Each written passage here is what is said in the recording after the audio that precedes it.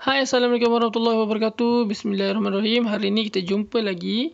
Okey, selamat sejahtera saya ucapkan kepada semua untuk kita bincangkan hari ini topik tahun 3 bab yang baru, muka surat 79, buku teks KSSR Sains Semakan Semula. Okey, kita baru saja melepaskan tajuk Sains Hayat, tema Sains Hayat, dan hari ini kita nak masuk kepada tajuk yang agak sukar iaitu unit 6 pengukuran.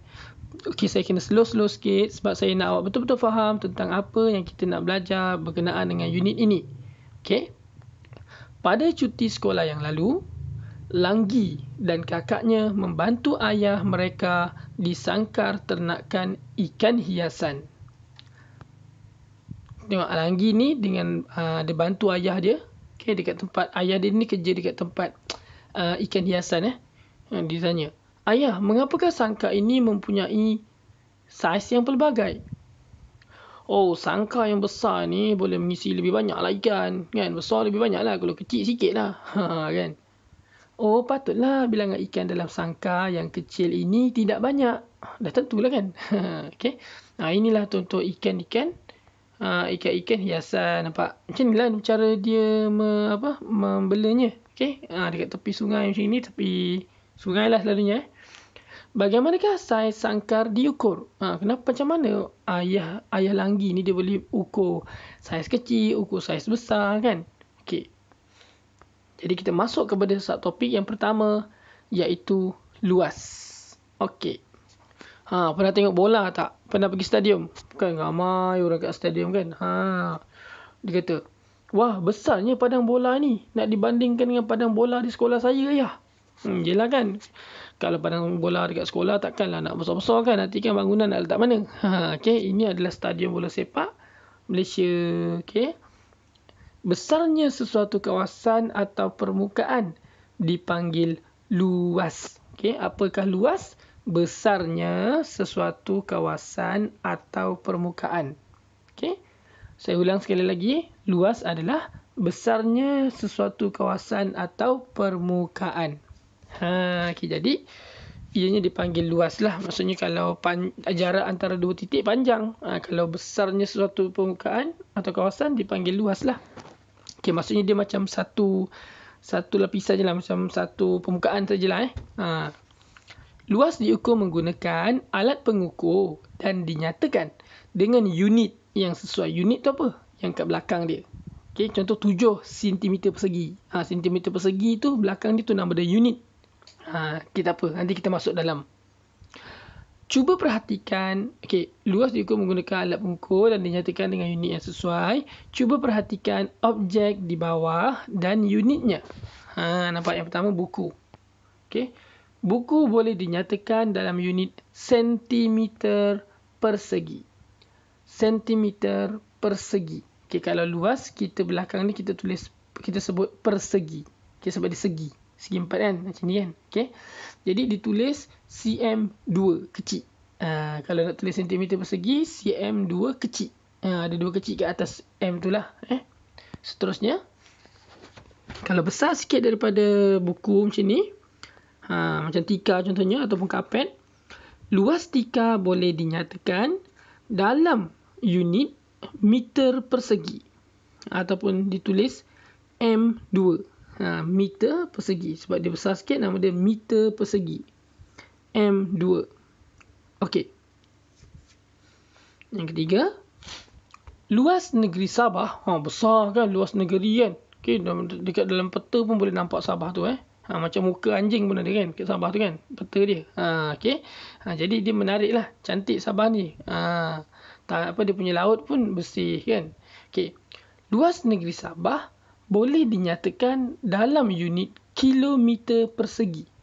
Kilometer persegi. Atau ditulis km2. km2. Jadi kalau kecil macam buku, kita sebut sentimeter persegi, cm2. Kalau besar macam tika dan sebagainya, meter persegi, dia tulis m2. Kalau luas negeri Sabah adalah kilometer persegi atau ditulis sebagai km2. Okay. Jadi kalau dia lagi besar, nama dia lain lah. Okey, kita tengok kat sini. Apakah unit yang sesuai untuk luas permukaan objek di sebelah. Okey. Kita tengok yang pertama, daun. Daun tu dia besar ke kecil? Kecil je kan, macam buku, kecil lagi daripada buku. Jadi ini kita boleh guna sentimeter persegi. Okey, jadi daun, jawapan dia sentimeter persegi. Okey. Yang kedua, gelanggang tenis ataupun gelanggang badminton ni, gelanggang tenis lah. Tengok dia punya jaring tu dekat bawah.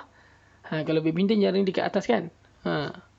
Jadi ini kita gunakan meter persegi ataupun bilik ke apa ke, itu kita kira sebagai meter persegi ataupun M2. Tulis kat sini lah.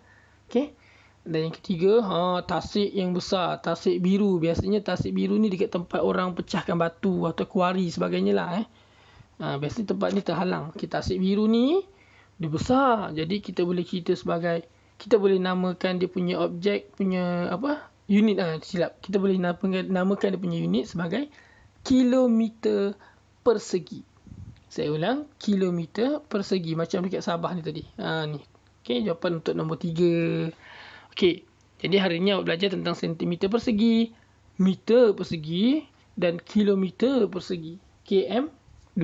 Okey, jadi saya harap betul-betul faham untuk ni. Okey, ini adalah permulaan awak untuk tajuk pengukuran yang agak sukar ini. Ini merangkumi 6.1.1.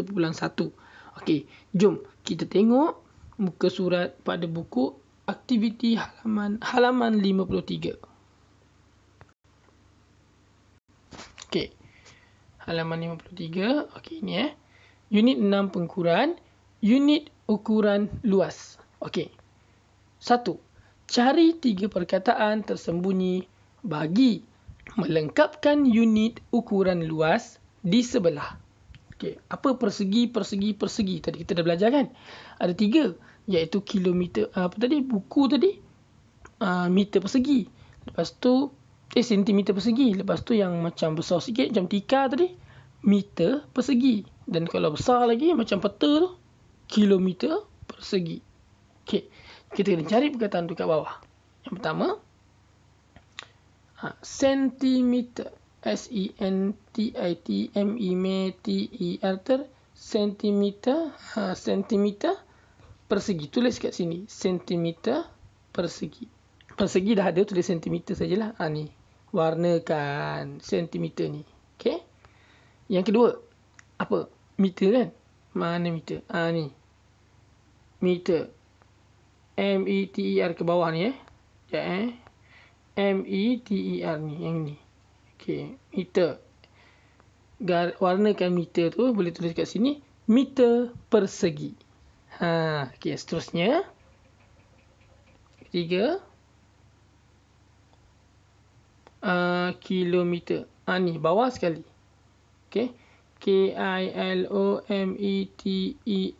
Kilometer. Warnakan ni, kilometer. Jadi tulis kat sini, kilometer persegi. Okey. Saya guide slow-slow ni. Semoga boleh faham. Okey.